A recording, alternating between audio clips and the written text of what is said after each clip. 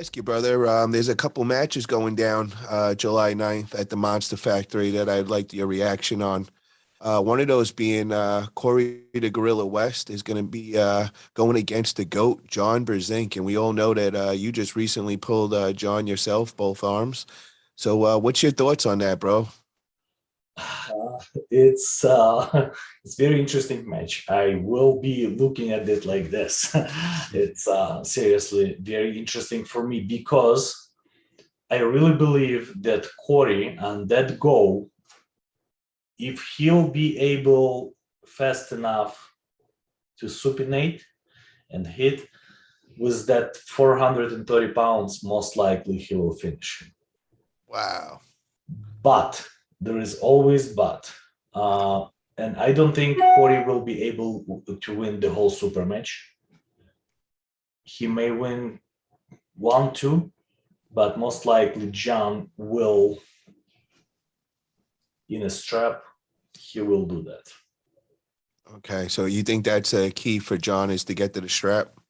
Not necessarily gets to the strap, but with his ability of, rolling out with posting, I really think the problem is to stop Cory with all his impact power by mass. It's heavy, it's Like hard. stopping a freight train. Yeah. But as soon as the match stopped, it's John's. That's it. Okay. So Now, I believe it's like 3-2 to the John. John. Mm-hmm. Now, another big match going on that day is the Battle of the Todds. We got Todd Hutchins, a.k.a. Toddzilla, going against the Monster Michael Todd, who's got the home field advantage on this one. What do we expect that day? We know that Toddzilla is on this great winning streak, and we know that Monster Michael Todd has been on the other end of a pretty bad losing streak. So does Monster turn it around that day and get the win? I love Michael very much. He's a friend of mine. I love Tadzilla too. And I believe that because of the defensive King's move, or whatever we call it, open top roll move, it's already a comfortable position for Todd Hutchins to be in his hooking side pressure. And his side is insane. And I believe that he will be able to finish Michael to the pad. Wow, that would be pretty amazing and kind of a change of tides because I believe that Monster has the winning record over Todd in the past, but we all know that Todd is just keeps getting stronger and stronger and stronger. So I'm very He, excited about that match. Todd Hutchins is very consistent, is what he's doing, and he's climbing pretty slow but consistently. He never stopped, and he is what the most important, in my opinion, injury free, or almost injury free. There, as far as I know, there is no big injuries happened, at least lately. So that's the key. When he can train constantly without interruptions, that grow, because as soon as you're injured, you're from here, you're dropping here. Yep. To climb that, you need another 2 years. Yep. So every injury setting you back. So he's injury free. That's why I believe he will. But the other question is how long can you keep this peak up? You know what I mean? You gotta race car can't run nonstop. It's gotta, take a break sometimes. So that's the only other thing. No, not necessary. I believe that he is not really peaking. He's peaking. He's making those very short peaks because he's constantly growing. And if he's having super match in a month, he make that small pick, and that's it. He's not swinging. He doesn't do those big swings. Let's say I'm an average arm wrestler today, but in 3 months I'm having a super match, and I'm doing the climb all the way to the Everest, and then I'm dropping back down. No, he doesn't do that. He constantly growing, and maybe for some heavier super matches, in his opinion, he does those small, bumps. Gotcha. That's why he doesn't have to really rest from it. I gotcha.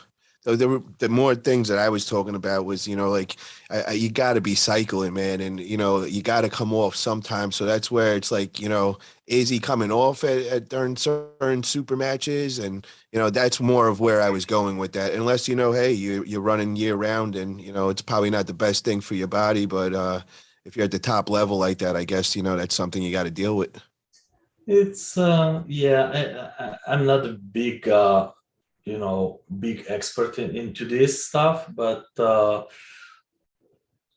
like regular TRT, what our American medicine providing to us is not cycling. Yeah. So if he's keeping, let's say, his testosterone level basically on some level and not doing something crazy like bodybuilders or whatever, our athletes does, then probably he can, flow constantly. If he's picking for some, as I said, super matches a little bit, it doesn't really affect him. Yeah, I gotta say though, bro, I'm from a bodybuilding background, and recently in the bodybuilding world, guys are just dropping left and right at young ages. So it's a big topic going down in the fitness industry as of right now. And the top guys, bro, are pretty scared because they're up on these huge cycles year round just to stay at the top level and all. And they're asking themselves, is it really worth it? Their health. And I got to say, with the arm wrestling, bro, I think we're past TRT, bro. TRT is fine if you want to be a good arm wrestler, but I think if you want to be in that top elite level and one of the best in the world, man, I think these guys are doing pretty close to what the bodybuilders are doing. And I don't think there's much time to come off. I mean, Levon, the way he looks, bro, I don't think he's really taking a break. He Dennis. do, he does, he Okay. does. I know the fact because I know lots of Europeans, and I'm talking to them, and they're friends of mine, some of them, and we are talking back and forth who does what and how things working. He can't off. You know what? That makes sense, bro, because he's only competing, once a year, dude. So, that's not a big issue. But a guy that's trying to get to that number one, that's, between two and five, they're trying to chase him, bro. I don't think they really want to take off much. So, Yeah, I know. I have a little bit different opinion on this. I am as dangerous on tier 2 or off. okay. It's for powerlifting, yes. For arm wrestling, for me personally, to make some gains, yes. But at the table, doesn't matter. Yeah, but you know what the thing is with you, brother, is you're going into 242, so you're staying in your weight class.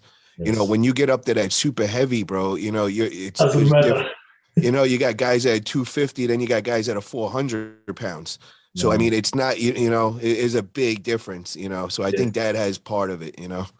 That's why stay in your weight class, right? That's smart move, bro. And that's Don't kind of like jump with too high. Lachlan, bro. I think he's in the same boat. You two have the pretty much same frame. If I was you guys, I'd stay right where you guys are. That 242 is a sweet class. It's got serious competition in there. And I mean, there's no reason to go against these 400-pound gorillas and No, absolutely. Vikings and all this crazy shit we No, got now. absolutely not. It doesn't make sense. It's dangerous, as I said, injury wise, and we will never be, top 5 in super heavies, and heavyweights are as interesting as super heavies or a little bit less, but we still have our fans and people who likes to watch heavyweights. Lightweighters a little less, and lightweighters is a little bit special, so we like to see lightweight categories pull arm wrestlers and some small group of fans, but other auditorium likes to see the Yeah, all the non-arm wrestlers, those fans, they don't want to see you guys. They want to see the heavyweights. They want to see the supers. The lights are a hard show to sell, But like you said, us arm wrestlers that just love arm wrestling, we love to watch the lightweights because you'll see a lot more technical stuff going on, and a look lot at of great Roman, arm right? wrestlers. Look at Yeah. Roman, Oh yeah, bro, that dude right? is just unreal, bro. What a puller, man. He put a show on that day, man. Made it look too easy. I love to pull Roman, and we're 80 pounds apart sometimes, and if I will let him start and beat me out of angle, I could not bring him back over. True table ninja right there, man, for real. God. Oh my You know God. who's another one that got my attention that day was Eduardo Tete. I after pull him. Yeah, I have that one on video, bro. I put it out there. Holy shit, Don't, bro. don't. It's embarrassing. He is super strong. Seriously. That side pressure on him, bro. And 5'6", bro, and he's got 20-inch arms, dude. I couldn't get over that. I was like, holy shit, bro. I've been looking at his biceps, and he's like, hook. I'm like, oh my God. Yeah. Yeah, definitely a fan of Eduardo after that day. Me too. Absolutely.